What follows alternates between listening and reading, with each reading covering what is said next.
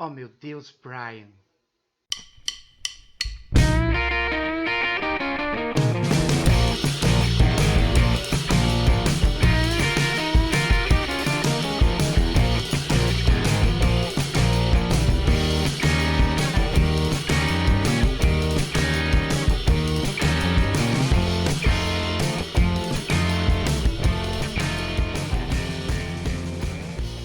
Fala moçada, Ricardinho Bio aqui na área, galera. Meu povo, vamos para o nosso segundo vídeo da série de botânica. Vamos falar agora das samambaias, das avencas, vamos falar um pouquinho das pteridófitas.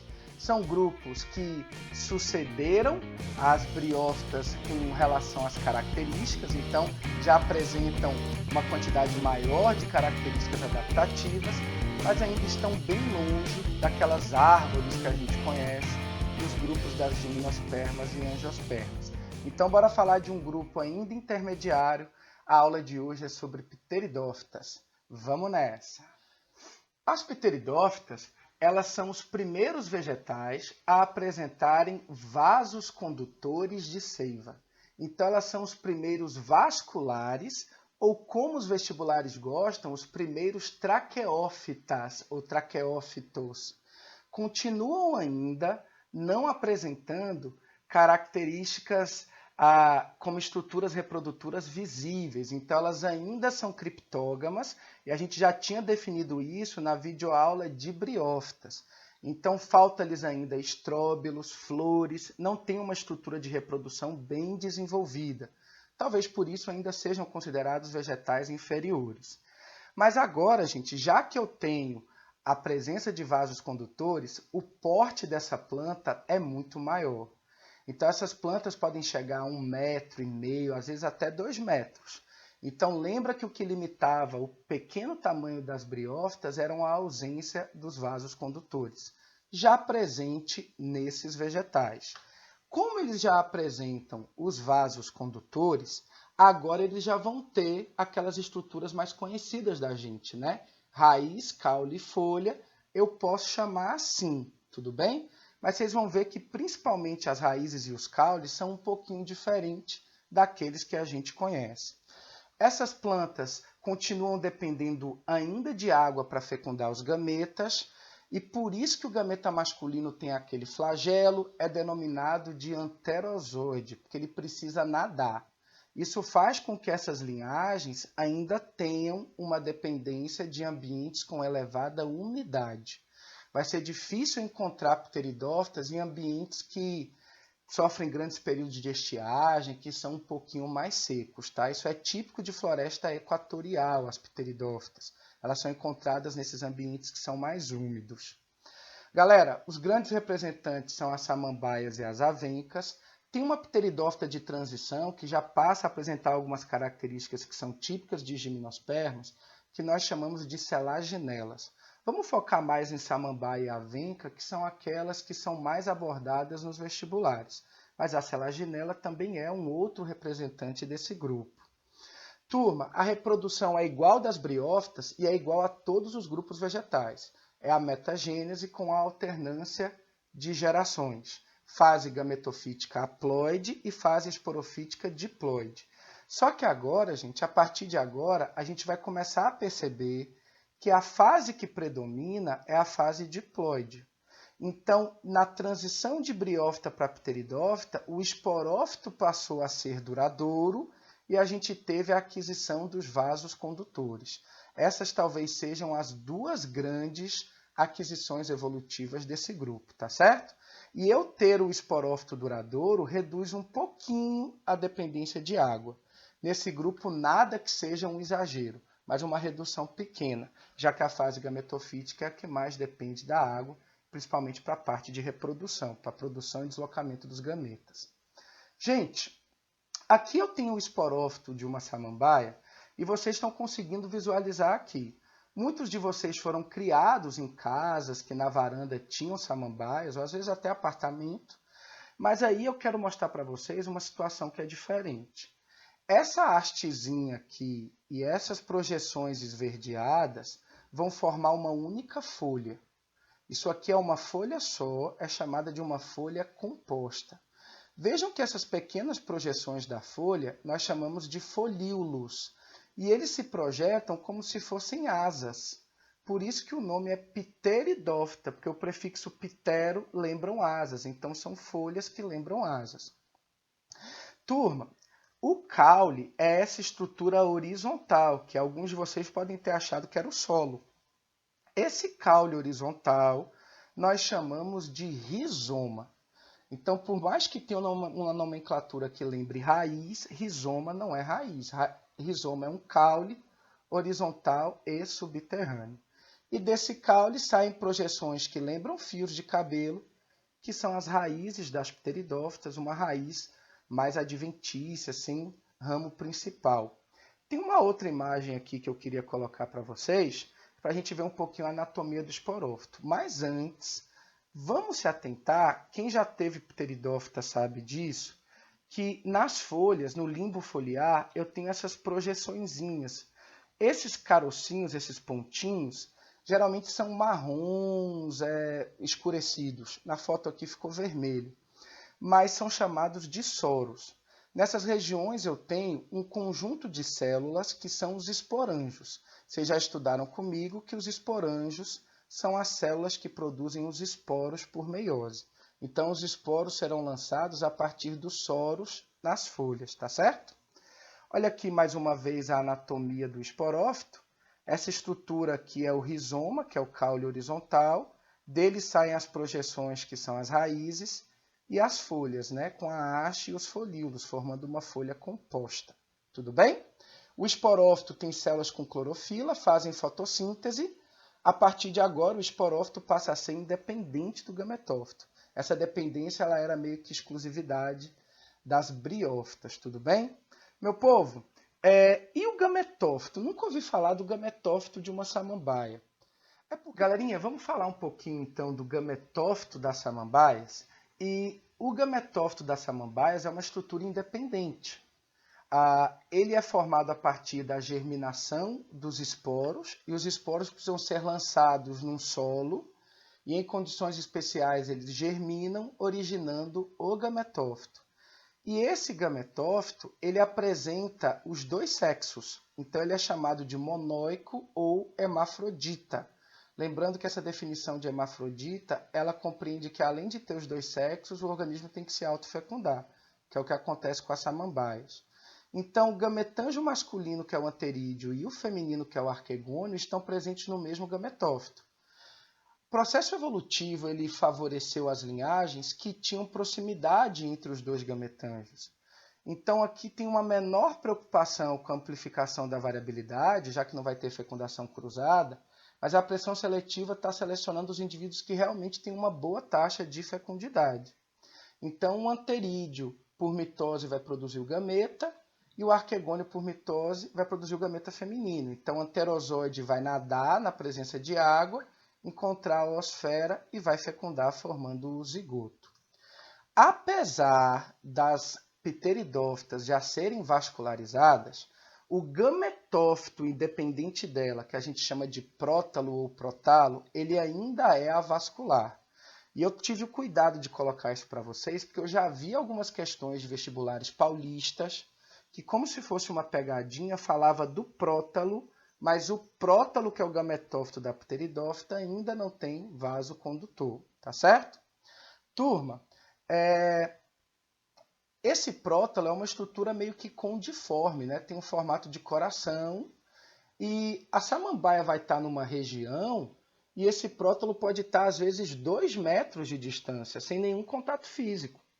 Porque ele, independentemente, vai produzir os gametas, e os gametas vão fecundar no mesmo organismo e vão originar um esporófito ali em cima, tá certo?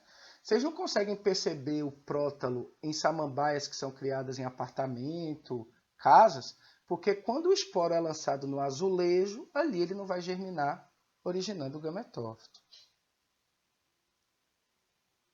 Galera, vejam vocês aqui um representante de uma pteridófita, mas que tem um extrato arbóreo. Eu estou falando da samambaia sul. É uma planta que está praticamente em extinção. a gente ainda consegue, com muita raridade, encontrar alguns exemplares na floresta amazônica, mas aqui é uma pteridófita diferente, né? Ela já tem o caule mais conhecido das árvores e tal, então a gente chama de essa samambaia que tem um extrato arbóreo, a gente chama de samambaia sul. Então, galera, a ideia agora é a gente trabalhar um pouquinho com o ciclo de vida das pteridófitas. Só que antes eu queria mostrar para vocês um vídeo que vai falar um pouquinho das avencas. As avencas são pteridófitas que fogem desse lugar comum, assim. Elas não são as samambaias, tá? Mas compartilham características similares. Então, Descobertas.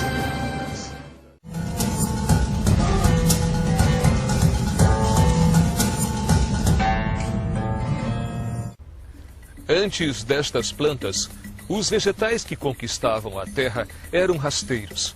A partir de então, um acontecimento transformou o reino vegetal. Adquiriram um sistema vascular que capta uma seiva mineral pela raiz, leva até as folhas, enriquece-a com a fotossíntese e, em sequência, distribui por todo o vegetal. Esta possibilidade proporcionou o aumento de estatura. Um representante desta espécie, há cerca de 400 milhões de anos atrás, ocupava a terra firme do planeta, com exemplares com estatura superior a 20 metros. Incrível!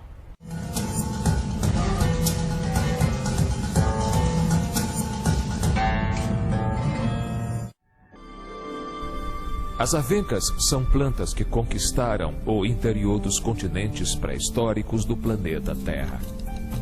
Antes delas, apenas vegetais minúsculos, como os musgos, eram as únicas presenças visíveis do verde fora da água. As avencas, como todas as pteridófitas, são os primeiros vegetais vasculares ou traqueófitas, assim chamados porque têm um sistema de vasos condutores, o xilema, que transporta seiva mineral até as folhas, e o floema, condutor de seiva elaborada, enriquecida com açúcares. A circulação rápida da seiva, através do caule, proporcionou o surgimento de plantas com maior porte. Há 400 milhões de anos, pteridófitas como as samambaias, parentes das avencas, alcançaram mais de 20 metros de altura. Com raiz, caule geralmente subterrâneo e folhas, as avencas são plantas ainda incompletas. Faltam-lhes flores. Assim, não produzem frutos e nem sementes. A reprodução das avencas ainda mantém uma antiga dependência da presença de água doce. Descobertas. Bom, galera, vimos um pouquinho aí sobre a biologia das avencas, né? Aliás, narrador com a voz ali meio bem proeminente. Minha turma, vamos finalizar essa parte de pteridófita falando para vocês um pouquinho sobre o ciclo reprodutivo. A gente vai basear naquele ciclo reprodutivo geral, só que agora a gente vai ter alguns detalhezinhos a mais. Então, vamos começar. E de cara eu já estou mostrando para vocês uma samambaia. Quando eu olho para uma samambaia com raiz, caule e folha, eu estou olhando para o seu esporófito diploide. Lembre que nos limbos foliares eu tenho pequenos pontinhos que são os esporângios e a gente chama de soros, tá? Eles, por meiose, vão produzir os esporos e esses esporos serão lançados no solo. Então, briófitas e pteridófitas produzem esporos que são lançados ao solo.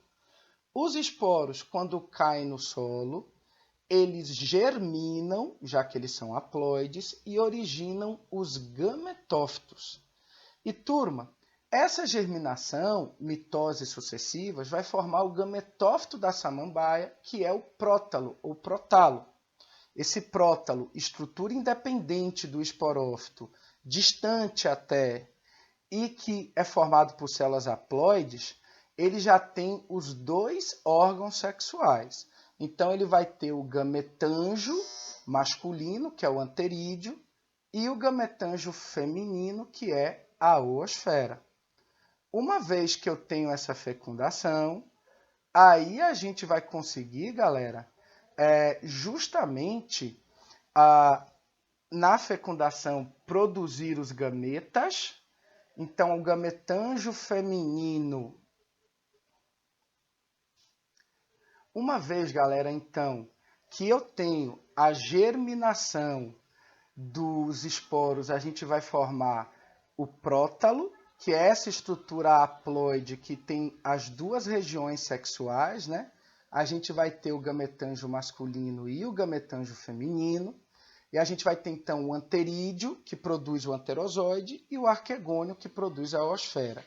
Então, aqui vocês estão visualizando o arquegônio, gametanjo feminino, e a oosfera haploide. E aqui vocês estão visualizando o anterídeo, gametanjo masculino, e o anterozoide, o gameta masculino. Pessoal, na presença de água, choveu, alagou, cuidado. Samambaias podem ser altas. Tem samambaia de mais de 1 metro. Significa que vai ter que chover e alagar o solo até 1 metro? Não, é óbvio que não. Porque quem é responsável por produzir os gametas não é a samambaia. Vai ser o gametófito dela, que apesar, independente do tamanho da samambaia, é uma estrutura rasteira esse prótalo. Então, qualquer chuvinha alaga o solo e alaga o prótalo. E por isso que os gametas vão conseguir nadar e fecundar a parte feminina. Como o deslocamento agora é no mesmo gametófito, a história evolutiva mostrou para a gente que foram favorecidas essas linhagens de pteridófitas que tinham os 2 gametanjos no mesmo gametófito. Então, a partir de agora, não existe mais aquela história de planta macho, planta fêmea, porque esse gametófito tem os 2 sexos, tá? Bom, uma vez que fecundou, a gente vai formar o zigoto. O zigoto, ele vai acabar sobre o gametófito, sobre o prótalo, produzindo uma nova samambaia diploide e o ciclo se encerra. Veja que a gente manteve aquele padrão, né? De 2 fases de vida, o esporófito diploide produzindo esporos por meiose, e o gametófito haploide produzindo gametas por mitose. Os gametas, ao se fecundarem, originam novamente os esporófitos. Então, a gente mantém. Tem muitas similaridades com o ciclo das briófitas e com as plantas em geral. Galerinha, queria agradecer vocês de coração.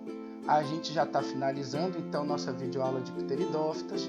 Não esqueça de seguir o canal, de curtir o vídeo, ativar as notificações. Estamos produzindo muito material interessante para vocês. Bons estudos, FOY. Fui!